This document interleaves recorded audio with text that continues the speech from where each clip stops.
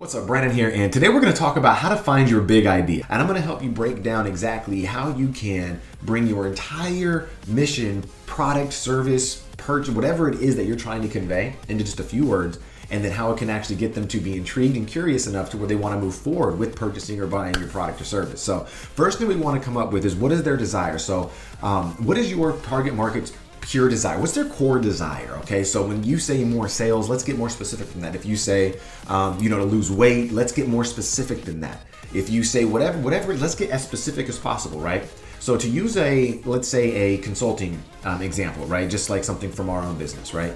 So let's say that the desire is to have predictable back-end income. Okay, so this core desire for these people is going to be predictable back-end income. Okay, so let's just call it predictable back-end income, PBI. Okay, predictable back-end income. Now, our promise would be that we can either build it for them, we can teach them how to build it, or we can train their employees or staff on how to build it for them. So there's a few different options that people have, and we have many different ways that we can actually build it for them. We can build it on our end, using the resources that they have. We can actually fly out to where they're at and build it with their team, or we can meet once a week and we could do it shoulder to shoulder.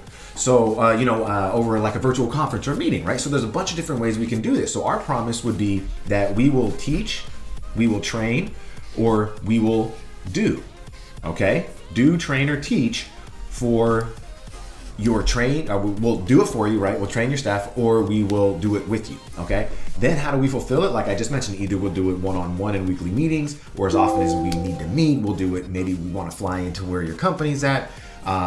Maybe we want to do over the phone. Like there's a bunch of different ways we can do this. We could do it ourselves and then just hand everything over to you when we're done.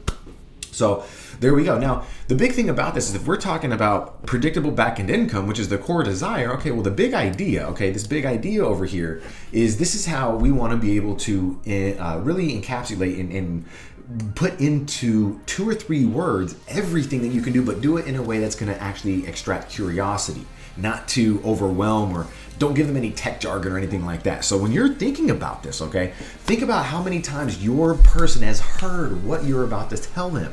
Okay, if I come to, say, a client and they go, oh, well, I'm looking for some predictable back-end income. I need my follow-ups to do something. I have this big, large list, but I'm not making any money from it. And I know that I can't. I just don't know what I'm doing wrong. Okay, well, my promise could be that I'm going to get them to re-engage with that list, make some sales, and start to generate an automated or predictable income, right? Well, if I just tell them that, they're going to go, well, how are you going to do that? And now when I go into how am I going to fulfill it, I'm going to say, oh, well, I could train you, I could train your staff, or we could do it for you. And they're going to say, well, I've done that before, I've done that before.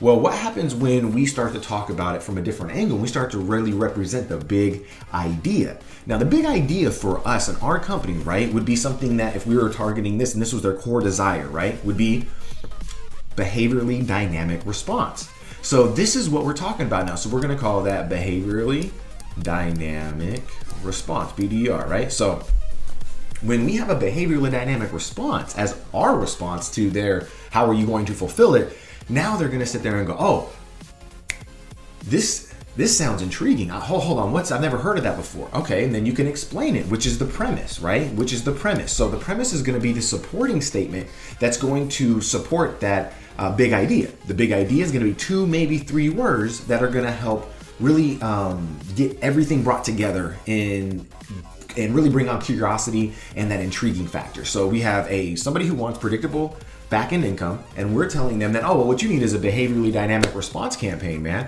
Now they're going to say, hold on, I've never heard of that before, versus me saying, oh, well, what you need for me to do is to train your staff, train you, or, we could do this, we could build it for you, we could do all these. It's going to be a bunch of emails that are sent out, and it's going to be, I can go into a bunch of the tech jargon, or I could get him to lower his guard, lean in by just saying my big idea. So this is why you want to be able to figure out what is their core desire, what's the promise, how do you fulfill it, and then form all of that into your big idea to where it's 2 or 3 words, and then having a premise. So the premise for this would be that we are going to create a sequence of emails that's going to be dynamic, meaning that we're going to only give people the emails that they actually want to receive based off of when and what they click. So everybody's going to have their own adventure, and everyone's going to be treated as a unique customer versus just putting everything into one lump sum. And they're gonna go, what, you could do that? And then we go into an actual meeting. So now I've nailed their curiosity enough and they're intrigued enough to say, hey, look, let me show you how I could do this for you. Now I could actually go into the best part of our, quote unquote sales pitch, which is the demonstration, right? And there's no sales pitch involved with that. It's just you demonstrating that you can actually help them. So by me sharing my big idea, instead of me sharing just the how do I do it, I'm able to get a lot more conversions, and it's able to become a lot easier because the fact that the relationship's being built right out the gate, because I'm not trying to hide anything, but what I'm doing is I'm coming at it from another way. So don't be the same as everybody else. Don't be that cookie cutter kind of business person. Go ahead and think outside the box. And another example, okay, just real quick, would be, let's say that you were even a brick and mortar place, okay? And let's say that you wanted to have more reviews. Well, let's say that you wanted to get all of your customers, once they left or once they purchased or once they went through a certain sequence, to give you a review on Google or Yelp or something like that, right? So your core desire as a business owner would be you wanted more reviews. Well, my promise to you would be possibly something like, okay, well, I'm going to teach you how, right? And then you'd be like, how do you fulfill it? And I would say, well, I'm going to train your staff how to get reviews from your customers, or how to ensure to get reviews from your customers. And they're going to go, well, I've tried people training my staff. It just doesn't work. They've heard it before. Remember, they've heard it before. So now if we want to actually bring it into a big idea, the big idea would actually be, well, you want to create predictable evangelism. Right? So now when you say that to somebody who has a brick and mortar store who's looking for reviews, and you say, okay, well, oh yeah, no, I get it, man. You're looking for reviews. That would totally help out, man. Yeah. What would, you're really looking to create a predictable evangelism, right? And they would say, yeah, absolutely. How would I do that? And then you go into the premise. The premise is, oh, well, you got to train your customers. Okay. You got to train your customers how to leave reviews. And they would say, oh, I've never thought about that. I always have everybody train my staff. And you would say, oh yeah, no, staff, that gets sometimes out of hand. No, you want to be able to train your customers to be able to, as soon as they leave your office or leave the service or purchase or whatever it is, you want to be able to train them to go and leave a review. And that could be done. And here, let me show you how. So now when you get into that point, they've been able to be approached from a different angle. You don't sound like everybody else. And you've gotten their interest enough to where now you can nail the meeting and possibly close them into your business. So hopefully you found some notes in this, and hopefully you found some value. And if you did, go ahead and like, comment, and share this with your friends. Let me know below what you thought, if you're going to use it, if you already have, what the results are from it.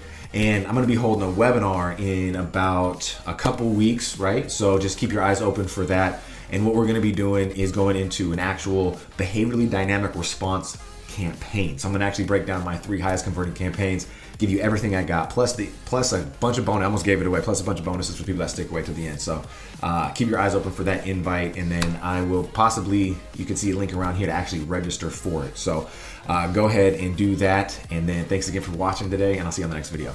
Take care.